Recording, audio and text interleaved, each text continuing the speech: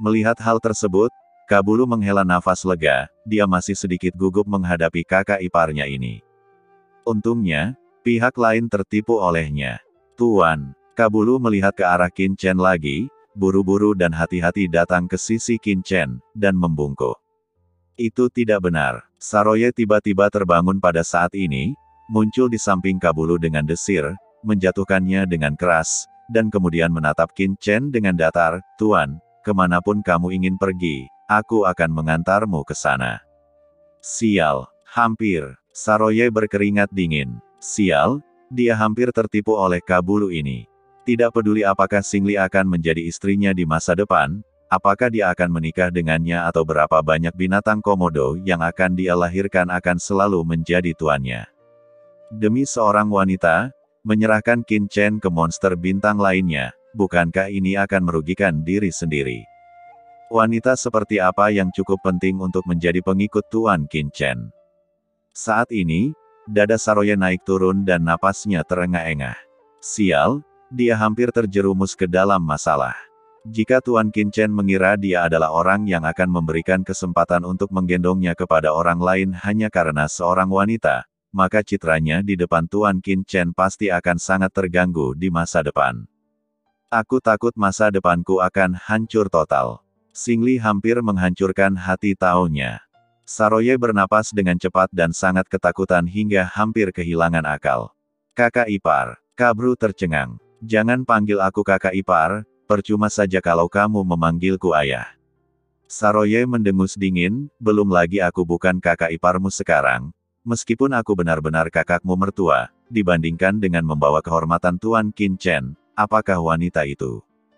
Saroye berkata dengan nada menyanjung, tidakkah menurut Anda begitu, Tuan Qin Chen? Lupakan, ayo pergi. Qin Chen maju selangkah dan berada di punggung Saroye dalam sekejap. Pada saat yang sama, dia mengangkat tangannya, dan sepotong daging dan darah kaisar dewa seukuran kuku jari, tiba-tiba muncul di depan Kabru. Potongan naga hitam ini akan kuberikan padamu daging dan darah leluhurku, yang bisa dianggap sebagai hadiah kecil atas pengalamanmu sebelumnya. Ini adalah gaya konsisten Qin Chen. Kabulu buru-buru menelan daging dan darah ke dalam perutnya. Boom! Asal-usul kaisar dewa yang menakutkan muncul di tubuhnya, tapi dia menahannya. Sambil perlahan menyerapnya, matanya buru-buru melihat ke samping Molly. Tuan Molly, bagaimana kalau aku datang untuk menggendongmu? Kata Kabulu buru-buru. Molly awalnya berencana untuk pergi dengan Qin Chen. Setelah mendengar ini, dia menatap Qin Chen dengan ringan, mengerutkan kening dan mengangguk, tidak apa-apa. Dia tiba-tiba mendarat di punggung Kabru. Kabulu sangat bersemangat. Meskipun tidak ada perbandingan antara Molly dan Qin Chen, dia juga tahu betul betapa menakutkannya pria ini. Ayo pergi. Saat kata-kata Qin Chen jatuh, semua orang langsung pergi dan menghilang ke dunia. Pada saat yang sama, segala sesuatu yang terjadi di sini menyebar dengan cepat ke seluruh lautan kosmik dengan kecepatan yang mengkhawatirkan. Lautan semesta, markas besar Tianwei Tian. Markas besar keluarga inti terletak di sini, dan seluruh suku panik. Sebab, kabar meninggalnya Tuhan Surgawi segera tersiar kembali kepada Sang Surgawi. Sebagai organisasi pembunuh terbesar di lautan alam semesta, meskipun penguasa Tianwei Tian hilang, transmisi beritanya sangat cepat, dan banyak keluarga serta orang-orang berkuasa di Tianwei Tian juga segera mendapatkan berita tersebut. Dalam sekejap, banyak kekuatan dan keluarga bangsawan di seluruh Tianwei Tian semuanya panik dan panik. Banyak orang berkuasa bahkan mengemas harta klan mereka di tempat dan ingin meninggalkan tempat ini. Selama ratusan juta tahun, Tianwei Tian telah melakukan terlalu banyak hal tercela di laut semesta.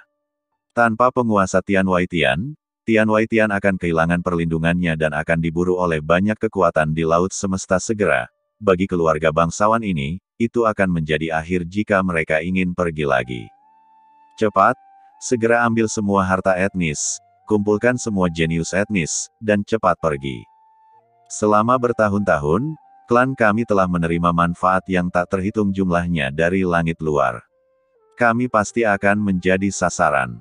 Sekarang penguasa langit luar telah jatuh, kami harus pergi sebagai sesegera mungkin. Cepat, di dunia rahasia markas besar Tianwaitian, banyak kekuatan yang awalnya memperebutkan kekuasaan telah berpisah ketika bencana datang, dan mereka tidak punya waktu untuk mempedulikan hal lain. Tentu saja, semua kekuatan besar secara diam-diam membuat persiapan untuk melarikan diri, tetapi jauh di dalam istana gelap markas besar Tianwaitian, orang-orang dari berbagai faksi di Tianwaitian datang untuk membahas tindakan pencegahan. Karena tidak ada seorang pun yang mau menghancurkan akumulasi bertahun-tahun yang tak terhitung jumlahnya dalam satu hari. Saat ini, di dunia maya yang megah di lautan kosmik, berdiri sebuah istana gelap yang besar. Seluruh istana seperti monumen batu yang menjulang ke langit, berdiri di dunia maya ini, dan tidak dapat dilihat secara sekilas. Adalah aula inti markas Tianwaitian. Pada saat ini, di bagian terdalam istana, proyeksi turun satu demi satu, dengan ketakutan yang tak ada habisnya dalam sosok mereka. Semua orang sudah mengetahui beritanya. Apakah Anda punya saran lain? Saran apa yang bisa Anda berikan? Semua orang sangat menyadari tindakan Anda. Dewa di luar langit telah jatuh, dan kami seperti rumput bebek tanpa akar. Bagaimana kita bisa bertahan hidup? Tidak bisakah kita mencari perlindungan dengan kaisar dewa lainnya? Dengan pengalaman saya menjalankan Tianwaitian selama bertahun-tahun, mungkin tidak ada kaisar dewa di alam semesta ini yang tidak mau menerimanya. Apakah kita bisa bertahan masih belum diketahui. Jika Tuan Tianwei meninggal secara tidak terduga, itu masih mungkin, tetapi semua orang harus mendapatkannya. Kami telah mendengar berita itu Tuan Tianwei, nenek moyang masyarakat naga hitam dan nenek moyang klan bayangan mati di tangan orang kuat. Apakah menurut Anda ada kaisar dewa di lautan kosmik ini yang bersedia melindungi kita dengan mudah? Yah, tidak ada yang berani menyinggung orang itu dengan mudah sekarang. Semua orang berbicara dengan nada putus asa. Mungkinkah satu-satunya cara bagi kita adalah dengan menumbangkan pohon dan menyebarkan hosens? Seorang pria kuat menghela nafas, tidak dapat menerimanya. Belum tentu begitu. Tiba-tiba, suara dingin dan tegas tiba-tiba terdengar, dan dengan suara gemuruh, sesosok tubuh tiba-tiba turun jauh ke dalam istana yang gelap dan muncul di mata semua orang. Siapa itu? Anda memiliki kualifikasi untuk memasuki markas besar Tianwaitian kami. Apakah Anda, Yuan Xin dari keluarga Departemen Intelijen? Semua orang terkejut pada awalnya, tetapi ketika mereka melihat orang itu datang, mereka semua tampak terkejut. Yu Xin, apa maksudmu?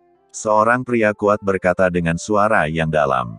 Di bawah pengawasan semua orang, Chuang Xin mengabaikan semua orang dan berjalan selangkah demi selangkah ke atas aula, duduk di salah satu meja dan kursi, dan memandangi orang-orang kuat yang tak terhitung jumlahnya di depannya. Apakah kamu tidak khawatir setelah meninggalkan Tianwaitian, kamu akan diburu dan mungkin tidak dapat bertahan hidup? Aku punya cara yang baik untuk memberimu kesempatan untuk bertahan hidup. Yu Xin memandang semua orang dan berkata dengan suara yang dalam. Apa yang bisa dilakukan? Semua orang terkejut. Tentu saja saya akan berlindung pada Tuan Qin Chen. Yu Xin mencibir di sudut mulutnya, Tuan Tianwaitian mati di tangan Tuan Qin Chen.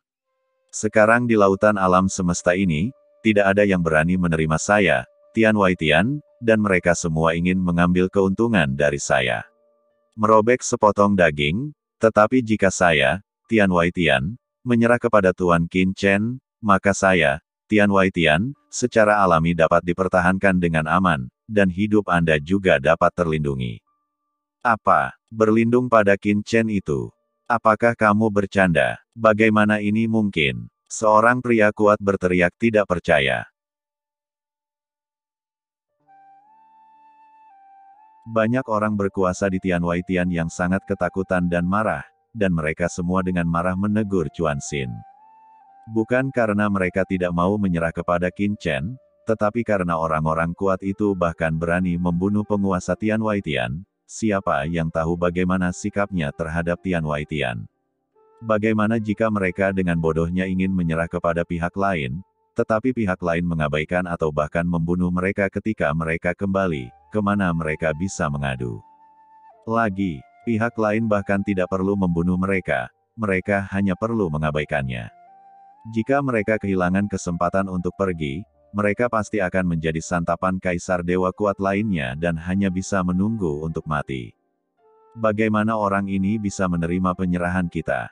Ya, jika orang ini tidak menganggap kita serius sama sekali, aku akan menunggu di sini dengan patuh, tapi aku akan kehilangan kesempatan terbaik untuk melarikan diri dan dibunuh oleh kaisar dewa lainnya. Apa yang harus kita lakukan?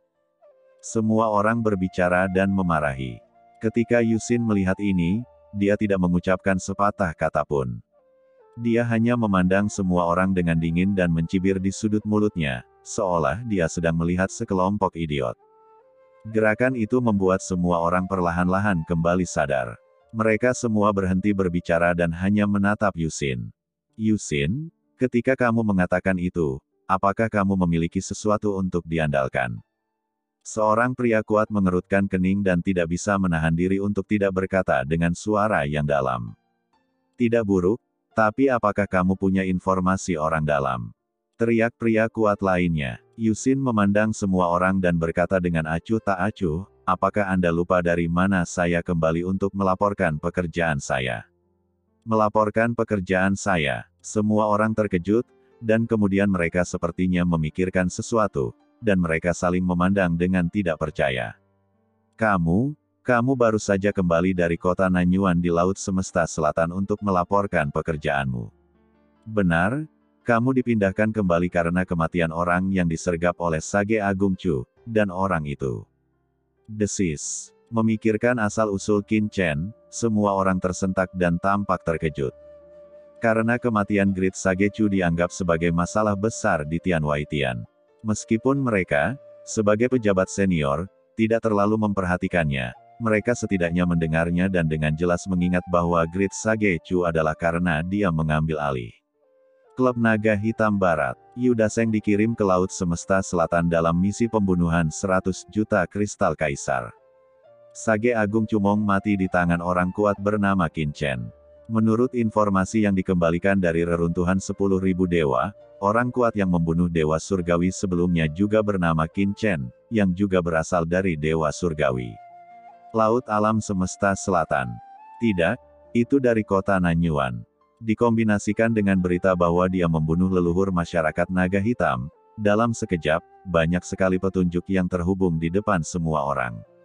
Apakah kamu pernah melakukan kontak dengan orang itu?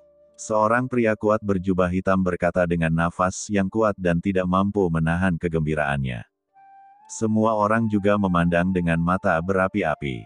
Apalagi, Yusin mencibir, Anda mungkin tidak tahu bahwa saya sebenarnya telah menjadi salah satu bawahan Tuan Qin Chen, bekerja untuk Tuan Qin Chen.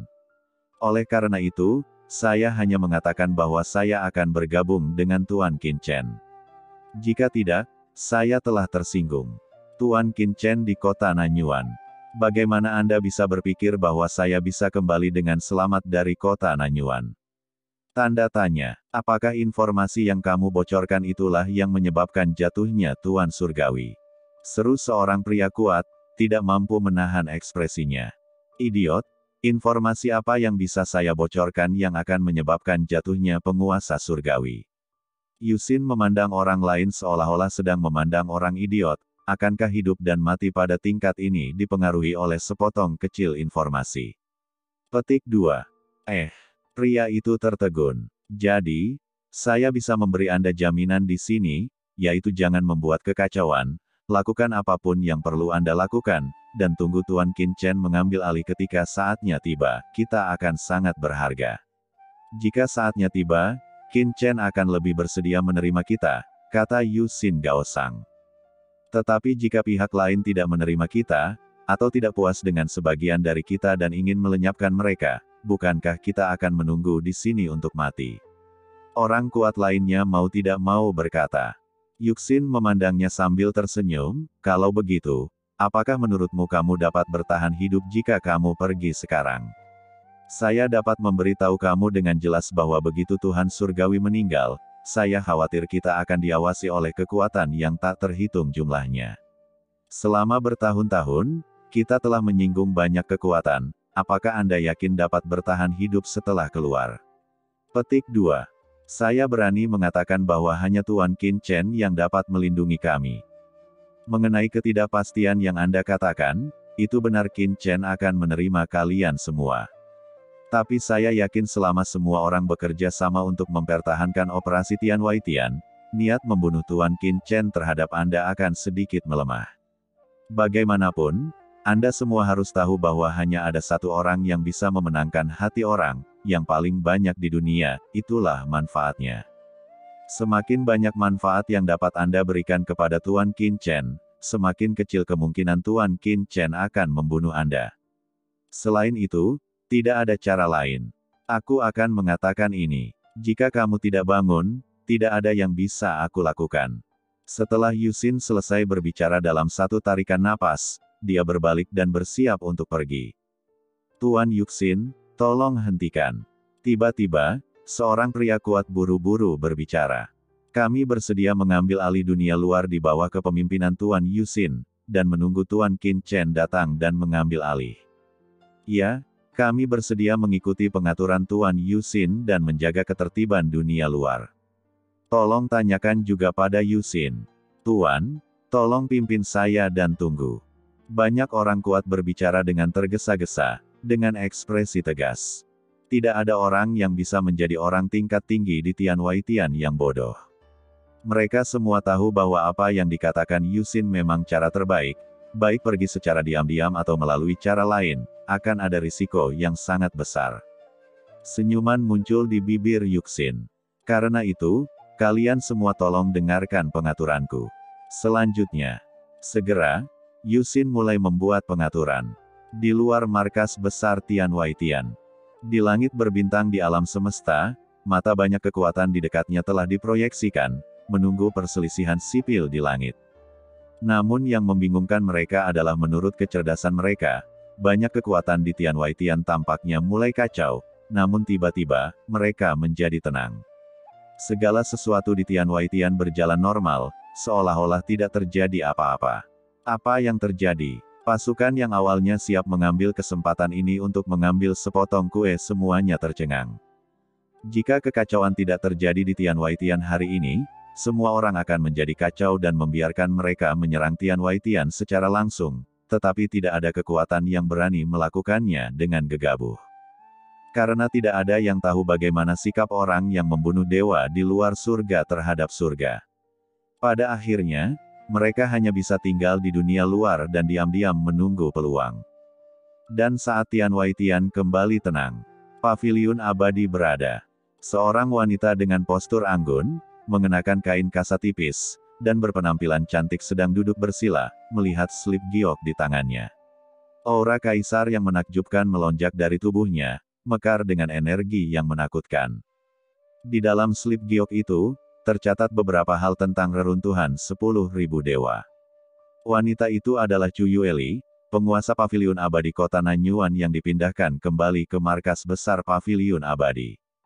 Tuan Qin Chen, benar-benar membunuh Tuan Surgawi. Melihat informasi itu, mulut Chu Yueli yang berbentuk ceri terbuka dalam bentuk O, memperlihatkan ekspresi tidak percaya. Meskipun dia mengharapkan kekuatan Qin Chen, Chu Yueli masih bingung setelah melihat apa yang dilakukan Qin Chen di reruntuhan para dewa. Apakah ini sesuatu yang bisa dilakukan Tuan Qin Chen di kota Nanyuan? Jadi seberapa dalam dia menyembunyikannya? Setidaknya Chu Yueli tidak percaya bahwa Qin Chen telah membuat terobosan dan meningkat dalam waktu sesingkat itu. Dia pasti menyembunyikannya begitu dalam di kota Nanyuan. Orang ini benar-benar menyembunyikannya begitu dalam. Oh, betapa besar kerugiannya.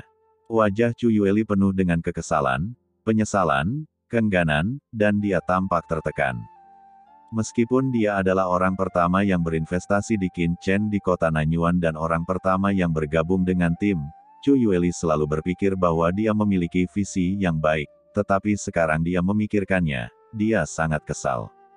Jika saya tahu bahwa Tuan Qin Chen begitu kuat, mengapa saya berinvestasi padanya? Ratusan dan puluhan juta kristal kekaisaran bukanlah apa-apa, jadi saya bisa berjanji sendiri padanya.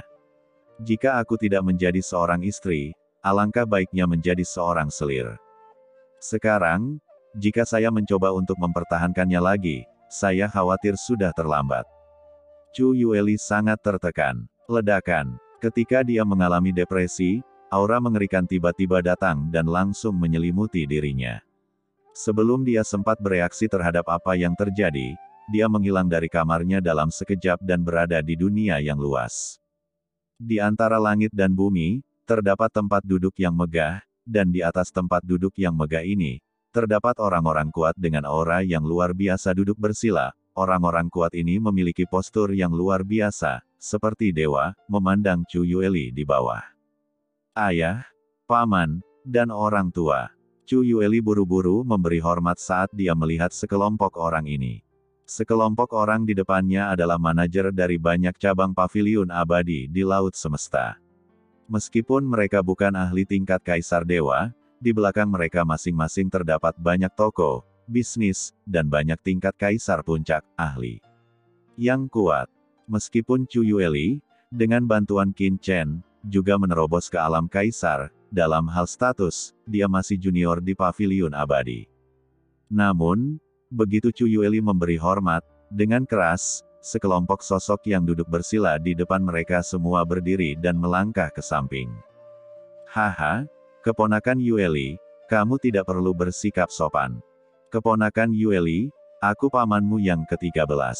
Aku memelukmu ketika kamu masih kecil, tapi aku tidak menyangka kamu sudah begitu tua.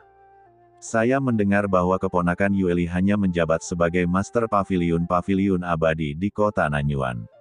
Saudara Ryuan, Anda juga salah satu raksasa Paviliun Abadi kami.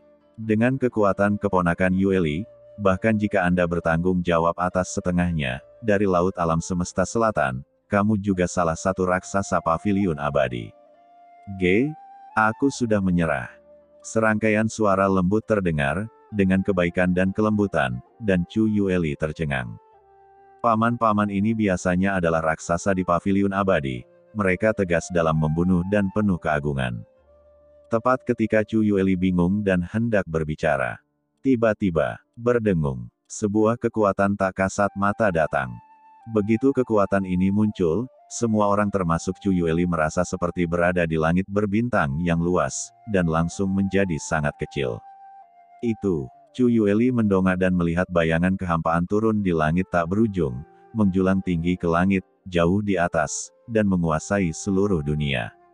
Salam kepada leluhur. Banyak raksasa Paviliun Abadi yang awalnya mendominasi sekarang semuanya menundukkan kepala, berlutut dan memegang tangan mereka dengan hormat.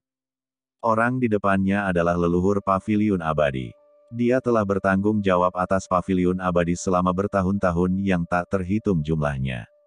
Dia memiliki reputasi besar di seluruh lautan alam semesta, yang pastinya tidak sebanding dengan leluhur naga hitam masyarakat dan kaisar dewa lainnya.